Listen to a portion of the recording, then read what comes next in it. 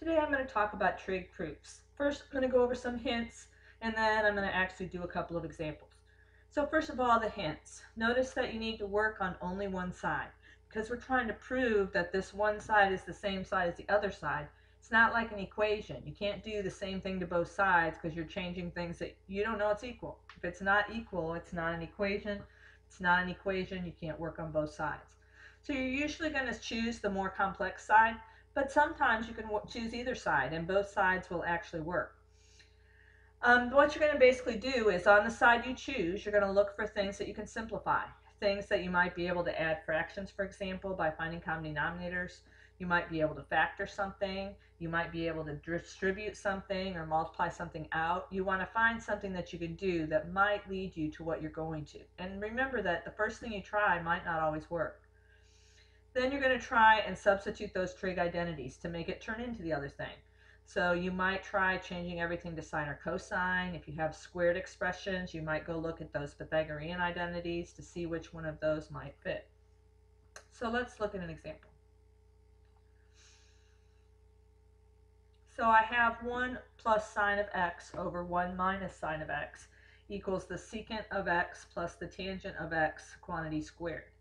So first of all, I have to decide which side I think is more complex. And actually, I could work with either side, and both sides would give me the correct answer. But I'm going to choose the right side because I know that what this means right here is it means I'm going to multiply the secant of x plus tangent of x times the secant of x plus tangent of x. So the first thing I'm going to do is write it out, because that's what squared means, is that I'm going to multiply it times itself. And I know how to do that. That's why I'm choosing to do this side first, because I know I can multiply this out and I can get an answer. And I'm hoping that maybe in the end it's going to look like that. But right now I have no confidence of that just looking at this. Okay, but I'm going to start out doing what I know. Secant of x times secant of x is, of course, secant squared of x. And then in the middle, I'm going to get tangent of x times secant of x, which is tangent of x, secant of x. And then I'm going to get another tangent of x, secant of x when I multiply these. So I'm going to have two of those. So I get 2 tangent of x, secant of x. And then the last one, I'm going to multiply tangent of x times tangent of x. So I get tangent squared of x.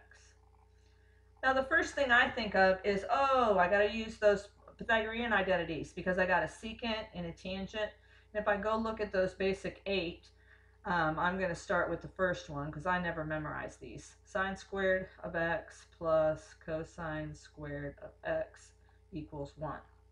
So then if I wanted to get a secant of x, I'd have to divide by cosine. So if I divided this by cosine, I would get tangent squared of x. And then this one would give me 1. And then this one would give me secant of x, secant squared of x. And I look at that and think, oh good, it's what I have in here. But notice what I have. I have secant squared of x plus tangent squared of x. There's no way I can rearrange that to make it look like that, can I? So I've got to think of something else to try. Well, I know another way I can write secant squared of x is I could make it 1 over cosine squared of x. Plus I've got 2 times, what could I rewrite tangent x as? I could rewrite it as the sine of x divided by the cosine of x times, what could I rewrite the secant as? 1 over cosine of x plus, what could I rewrite the tangent squared of x as? Sine squared of x over cosine squared of x. So let's see what I have. I have 1 over cosine squared of x plus, when I multiply the numerators here, remember this is over a 1, I'm going to get 2 sine of x over cosine squared of x plus sine squared of x over cosine squared of x. And I like this because I see that all 3 of these have the same denominator. So that means I can add them, right? So I'm going to put 1 plus 2 sine of x plus sine squared of x is over cosine squared of x. Now remember, I'm trying to make it look like this. Okay, so when I see this expression that I have there on the top for my numerator, I'm thinking, well, maybe if I'm trying to make it equal 1 plus sine of x over 1 minus sine of x, maybe I should try factoring this. So I'm going to do parenthesis times parenthesis, because a trinomial, remember, is always a binomial times a binomial. And if there's a 1 here, I know this has to be 1, and this has to be 1. And then to get sine squared of x, I've got to put sine of x here and sine of x here, so that when I multiply sine x times sine x, I get sine x squared. And then I think about it, is it going to work if I have a sine x and another sine x? That'll give me the 2 sine x in the middle. So I just need to make them both add over. Now these are all sines, and what I'm trying to make it into is all sines. So could I rewrite cosine squared of x in terms of sine? So I'm going to go back to this one, and I'm going to say, how could I write cosine of x in terms of sine? Well, I would move this to the other side, right? And it would become cosine squared of x equals 1 minus sine squared of x. So on the bottom, I'm going to put 1 minus sine squared of x. And just so that we remember what we're trying to make this look like, we're trying to make it look like 1 plus sine of x over 1 minus sine of x. And technically, these are all steps in my process here. So remember, notice that I'm working on only one side. I haven't done anything with this right side over here, or the left side, I'm sorry. So now I'm looking at what I've got, and I'm thinking, okay, well, this on the bottom can also be factored, can it? So I'm going to leave the top as it is, 1 plus sine of x times 1 plus sine of x. And then on the bottom, I know that the denominator, this is a difference of squares, right? So for difference of squares, you take the square of the first thing, which is 1, square of the second thing, which is sine of x, and you put the same thing in both, and then one of them is going to be minus, and one of them is plus. So notice now I can cancel these two, and notice I have it. So my answer is 1 plus sine of x over 1 minus sine of x equals 1 plus sine of x over 1 minus sine of x. So notice that I have done that by doing only things on this side. And I just started with something that I knew how to do. I knew that I could distribute here by doing my FOIL and get my trinomial. Then I just started changing it in things. And I'll resist the urge to show you how to do the other side. But I actually could do the other side and still come up with the right answer. But let's go to a totally different problem. Number 2.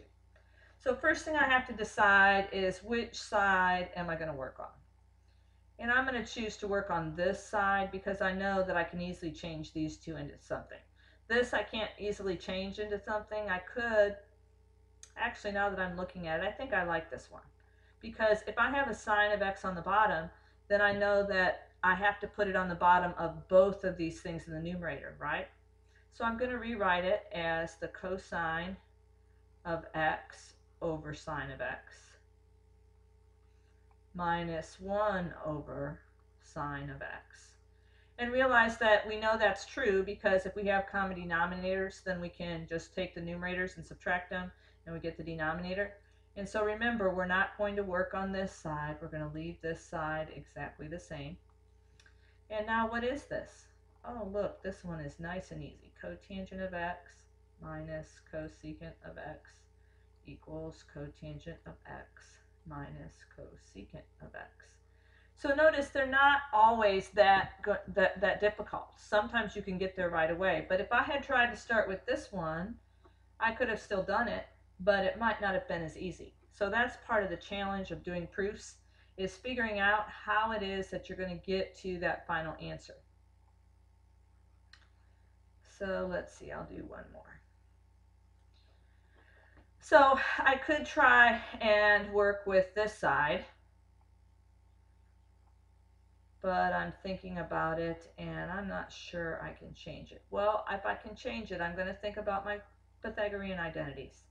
So sine squared of x plus cosine squared of x equals 1. And I'm going to try and turn it into a cotangent. So I'm going to divide by sine. And I get 1 plus cotangent squared of x equals 1 over sine, which is cosecant squared of x. Oh, that's not going to help me, is it? So I think I'm going to go back over to this one. So notice that what you try the first time might not really work. I wanted to do this side because I know this side's not going to be any fun, because what am I going to have to do on this side is I'm going to have to find common denominators. And my common denominator is going to be 1 minus sine of x, secant of x. Let me start over. This is going to be 1. I'm going to have to use both of those binomials. So 1 minus secant of x times 1 plus secant of x. And the same thing goes on both denominators.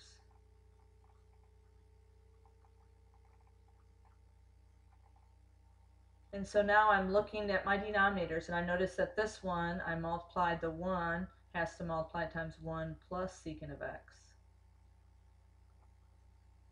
And this one, I'm going to have to multiply it times 1 minus secant of x. And so I'm going to have 1 minus secant of x times 1 plus secant of x is on my denominator. And then I'm going to look at the top. Well, I have a 1 plus a 1, so that's going to be 2. And then secant of x minus secant of x, so it's just going to be a 2. So now I have to still stay on this side. So I'm going to leave it as 2 over. And just to remind myself what I'm trying to find, it's supposed to come out to be negative 2 cotangent squared of x. So I'm going to put 2 over, I'm going to multiply this out. So I get 1, and then the inside and the outside are going to cancel. So I get 1 minus secant squared of x. So now I'm going to go back up here and look at my sine squared here, and this time I want to make secant. So I'm going to divide by cosine. So I'm going to get tangent squared of x plus 1 equals secant squared of x. And so I know that if I put the secant over here and get 1 minus secant of x, what's going to happen to the tangent? It's going to become negative, right? So I'm going to get 2 over negative tangent squared of x equals negative 2 cotangent squared of x. So now I know that I can rewrite the tangent squared as what? 1 over the cotangent. So I get 2 over 1 over cotangent squared of x, and this is negative. Then I multiply by the reciprocal. So I have 2 over 1 times cotangent squared of x over 1. And of course it was negative. And there's my answer, negative 2 cotangent squared of x. So I know this one was a little bit long, but I wanted to do several of them so that you would have something to look back to and see if you can help you figure out how to do trig identities.